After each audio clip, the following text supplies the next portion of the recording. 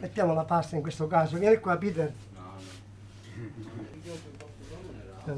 Io prendo, come vedi, nemmeno la peso. Noi pizzaioli che usiamo il metodo tradizionale non abbiamo mai, perché questo è un metodo alla napoletana, diciamo, che non si pesa mai il panetto, quasi mai il pizzaiolo ha quasi il peso mirato in mano. Come vedi non è difficile, lo puoi fare pure tu, se ci vuoi provare. Ecco qua. Questo è.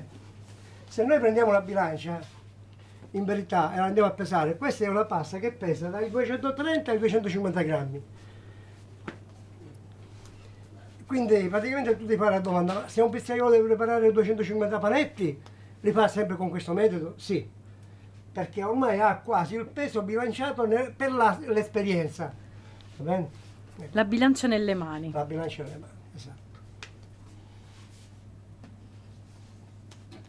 Questa pasta, per esempio, sarà matura per fare la pizza. Già noi calcoliamo che per esempio sono le 6, questa già alle 8, 8 e un quarto già è pronta, perché l'abbiamo fatto con lievito ridotto. Se io la volevo pronta alle 7 e mezzo, aumentavo la quantità di lievito, ci siamo? Perfetto. A posto. Allora, questa è la prima parentesi, come hai visto in pizzeria Totò, la diretta hai fatta, quindi l'impasto è pronto. Poi passiamo alla sequenza delle altre domande, va bene? Va bene, grazie intanto.